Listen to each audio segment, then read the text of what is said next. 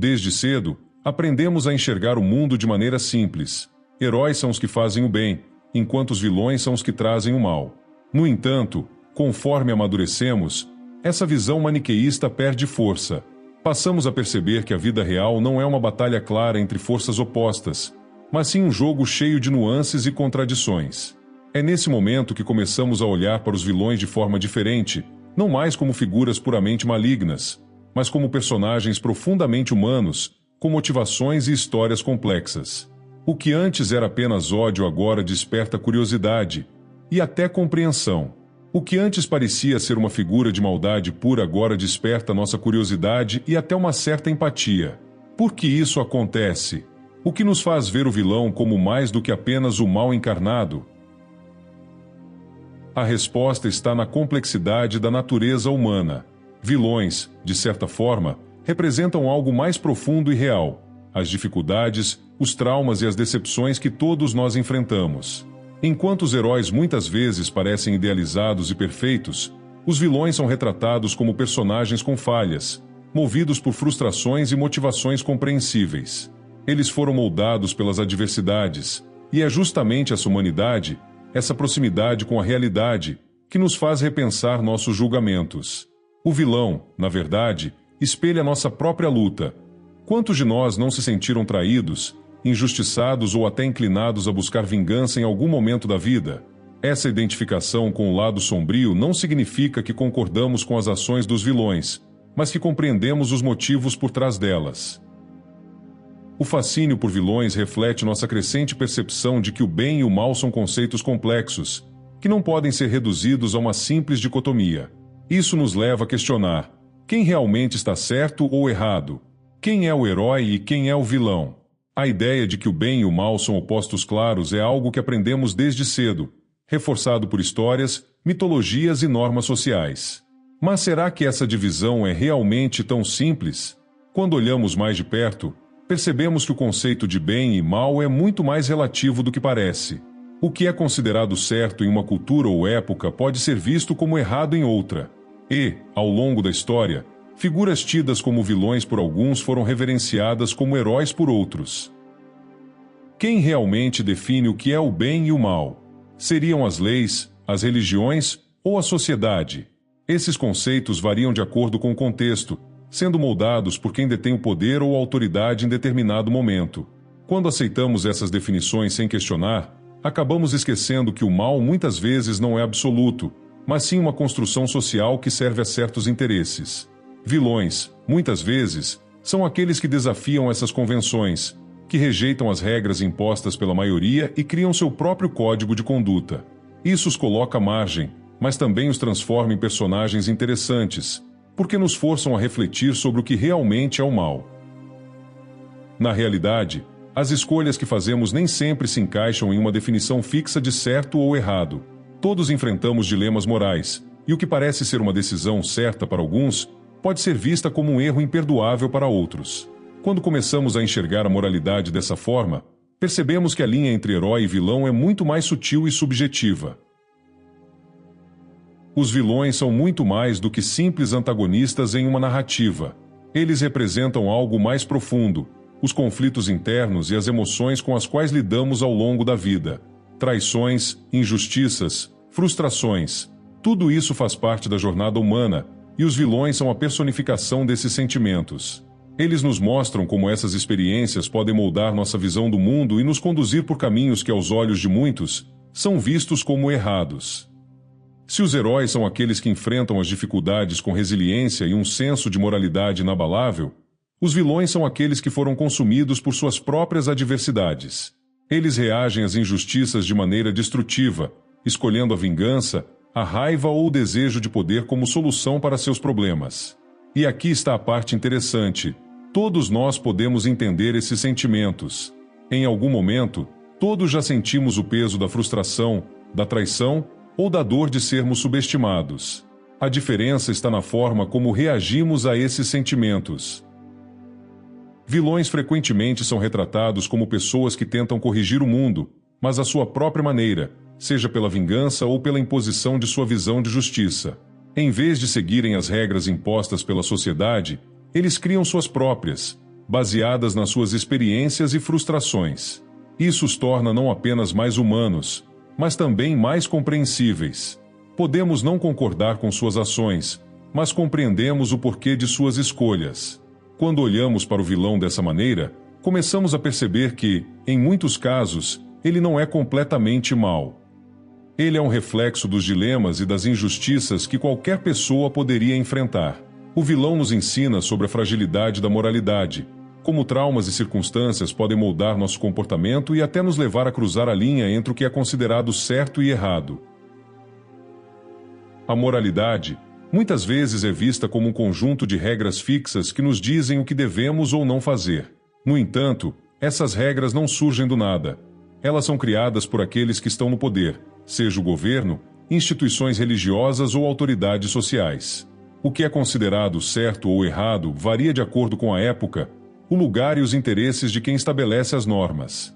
Isso levanta uma questão importante: quem realmente define o que é moral? Pense nas leis e normas sociais que regem nossa conduta. São elas que determinam o que podemos ou não fazer. Mas essas regras nem sempre refletem uma justiça imparcial. Muitas vezes, servem aos interesses de quem tem o poder de criá-las e aplicá-las. Quando aceitamos essas normas sem questionar, acabamos perpetuando uma moralidade que pode ser mais uma forma de controle social do que uma verdadeira medida do que é justo ou bom. Os vilões, em muitas histórias, são aqueles que desafiam essa moralidade coletiva. Eles se recusam a aceitar as regras impostas pela sociedade e criam suas próprias. Isso os transforma em figuras de rejeição, mas também em exemplos de como a moralidade pode ser questionada e moldada de acordo com circunstâncias e experiências pessoais. Eles nos fazem refletir sobre as normas que seguimos automaticamente e nos desafiam a pensar por nós mesmos. O que é realmente certo ou errado? Quando começamos a questionar a moralidade imposta, percebemos que ela não é tão absoluta quanto parece. Ela está em constante mudança, acompanhando as transformações da sociedade e dos valores que consideramos importantes em determinado momento. O que hoje é considerado imoral, no passado pode ter sido aceito, e o que agora defendemos pode ser visto de forma diferente no futuro. Os vilões não apenas rejeitam as normas da sociedade, eles também assumem uma postura que muitos de nós não temos coragem de adotar: a de criar suas próprias regras. Ao recusar a moralidade imposta, eles se libertam das expectativas coletivas e definem suas próprias ideias de justiça, certo e errado. Isso os coloca em uma posição de poder, não o poder convencional, baseado em autoridade, mas o poder de definir o próprio caminho, mesmo que isso signifique ir contra tudo que a sociedade prega. Essa liberdade pode parecer atraente, mas também é perigosa. Ao rejeitar as regras, os vilões abraçam o caos e a imprevisibilidade de suas próprias ações. Eles são movidos por suas experiências, traumas e desejos, e suas ações muitas vezes nos mostram o que acontece quando a moralidade é moldada apenas pelas vivências pessoais. Ao criarem suas próprias leis, os vilões questionam o que é justo sob uma perspectiva individual e subjetiva, desafiando a ideia de que a moralidade precisa ser universal. Essa liberdade de agir conforme sua própria visão, sem restrições impostas por convenções ou regras externas, é o que torna os vilões tão fascinantes. Eles são, de certa forma, símbolos de rebeldia, figuras que recusam as amarras da sociedade e fazem o que acreditam ser necessário, independentemente das consequências. Isso os diferencia dos heróis, que geralmente seguem códigos morais estabelecidos e são vistos como exemplos de como devemos nos comportar. No entanto, essa liberdade tem um preço. Ao criarem suas próprias regras, os vilões frequentemente se isolam do resto da sociedade, se tornando figuras solitárias e, muitas vezes, incompreendidas.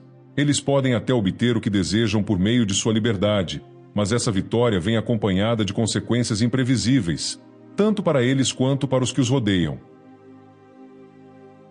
Dilemas morais são situações em que todas as opções disponíveis parecem ter consequências igualmente complexas. Nesse contexto, as definições tradicionais de certo e errado se tornam nebulosas. Como saber o que é justo, quando cada escolha pode causar danos? O famoso dilema do trem é um exemplo clássico que ilustra isso. Desviar o trem para salvar 5 pessoas, sacrificando uma, ou deixar o trem seguir seu curso, resultando na morte de 5? Essa questão nos leva a refletir sobre as motivações por trás das nossas decisões. De que forma podemos medir o que é certo ou moral em situações em que qualquer escolha parece ter uma consequência negativa? Para alguns, o mais importante é minimizar o sofrimento. Nesse caso, sacrificar uma vida para salvar 5 seria a decisão mais lógica. Outros, no entanto, podem argumentar que causar diretamente a morte de uma pessoa inocente, mesmo para salvar outras, é um ato moralmente errado. Esses dilemas mostram que as decisões morais não são simples. Os vilões, em muitos casos, estão lidando com suas próprias versões desses dilemas. As escolhas que fazem, muitas vezes violentas ou cruéis, são um reflexo das complexidades e contradições com que eles lidam internamente. Eles agem não porque acreditam ser maus, mas porque, em suas próprias perspectivas, estão tomando as decisões que consideram necessárias ou justas para corrigir injustiças que sofreram. Ao enfrentarmos dilemas como esses, percebemos que, independentemente da decisão que tomemos, seremos vistos como heróis por uns e como vilões por outros. Tudo depende de quem conta a história e de quais valores morais são priorizados. A moralidade, nesse sentido, se revela como um conceito subjetivo, profundamente ligado ao ponto de vista de quem a interpreta. A moralidade que seguimos hoje é resultado de séculos de transformações. O que era considerado certo ou errado em uma época pode não ser mais aplicável nos dias atuais, e o que defendemos hoje pode ser visto de forma completamente diferente no futuro. Isso mostra que a moralidade não é fixa, mas sim moldada pelas mudanças culturais, sociais e políticas que ocorrem ao longo do tempo. Por exemplo, atitudes que eram amplamente aceitas em sociedades antigas podem ser vistas como imorais e inaceitáveis hoje. Da mesma forma, certas ações que hoje consideramos corretas, sob o ponto de vista da nossa cultura atual, podem ser julgadas como erradas em outras épocas ou lugares. Quem determina o que é moral? Muitas vezes, são as circunstâncias e as necessidades de uma época que definem as normas. Essa ideia de que a moralidade está em constante mudança nos ajuda a entender por que vilões podem ser vistos como figuras que desafiam o status quo. Eles, em muitos casos, estão contestando as normas de sua sociedade e agindo conforme uma visão pessoal, que pode não ser aceita no presente, mas pode ser compreendida sob uma perspectiva futura. Os vilões frequentemente são personagens que enfrentam as contradições da moralidade de sua época, forçando-nos a questionar se as regras que seguimos são realmente justas ou apenas convenções que seguimos sem questionar. A história está cheia de exemplos de pessoas que, em suas épocas, foram consideradas vilãs por desafiar as normas sociais, mas que hoje são vistas como pioneiras de justiça e mudança. Isso nos lembra que a moralidade é uma construção fluida e que nossos conceitos de certo e errado são moldados pelo tempo e pela cultura. O psicólogo Carl Jung introduziu o conceito de sombra para descrever os aspectos mais sombrios da psique humana, aqueles que reprimimos ou negamos, mas que continuam a fazer parte de quem somos. Segundo Jung, essa sombra é composta por todos os impulsos, desejos e emoções que não queremos admitir ou aceitar em nós mesmos. Quanto mais negamos essa parte de nós, mais ela cresce em nosso inconsciente, esperando o momento para se manifestar. Os vilões, muitas vezes, representam essa sombra coletiva. Eles são os personagens que personificam aquilo que a sociedade tenta reprimir: o egoísmo, a vingança, o desejo de poder. Esses aspectos sombrios não desaparecem simplesmente porque são negados. Eles voltam à tona, manifestando-se de maneiras imprevisíveis. Por isso, muitas vezes, vemos vilões como figuras perturbadoras, porque eles nos lembram de algo que preferimos ignorar, que todos nós carregamos dentro de nós uma potencialidade para o mal. Reconhecer a própria sombra é um dos passos mais importantes para o autoconhecimento, segundo Jung. Não se trata de ceder a esses impulsos, mas de aceitá-los como parte da complexidade humana. Quando aceitamos que esses sentimentos e desejos existem, ganhamos controle sobre eles, em vez de sermos controlados. Os vilões, nesse sentido, são reflexos daqueles que não conseguiram lidar com suas próprias sombras. Em vez de integrar essas partes de si, eles foram consumidos por elas. Essa perspectiva nos ajuda a compreender por que, em alguns momentos, simpatizamos com os vilões. Ao vê-los na tela ou nas páginas de um livro, estamos, de certa forma, reconhecendo nossos próprios conflitos internos. A luta entre o bem e o mal presente em tantas narrativas, reflete a batalha interna que todos travamos para equilibrar nossos desejos e valores. No final das contas, o que realmente separa heróis e vilões? Muitas vezes, são suas motivações, o contexto em que vivem, ou até mesmo a forma como suas histórias são contadas. Enquanto os heróis são celebrados por seguirem as regras e manterem a ordem, os vilões são aqueles que questionam essas regras e desafiam o status quo. No entanto, essa linha que os separa não é tão clara quanto parece. O que podemos aprender com isso? A moralidade é complexa, subjetiva e em constante mutação. Em muitos casos, o que vemos como vilania é simplesmente uma resposta a traumas, injustiças ou a uma moralidade imposta pela sociedade. Isso nos faz questionar: quem realmente é o vilão? O que o torna mal? E quem pode determinar o que é certo ou errado em uma realidade onde as respostas raramente são simples? A verdade é que todos nós carregamos aspectos de herói e vilão dentro de nós. Dependendo das circunstâncias, qualquer um pode ser visto como um ou outro. Nossas ações podem ser julgadas de maneiras diferentes conforme os olhos de quem as vê, e o que consideramos justo pode ser percebido como injusto por outra pessoa. Essa ambiguidade moral nos desafia a refletir sobre nossas próprias escolhas e motivações. Ao olhar para a vida através dessa lente, percebemos que a luta entre o bem e o mal é um reflexo das contradições e dilemas que enfrentamos todos os dias. Reconhecer essa complexidade é o primeiro passo para entender a moralidade de uma forma mais profunda e honesta, onde não existem respostas fáceis, mas sim múltiplas perspectivas.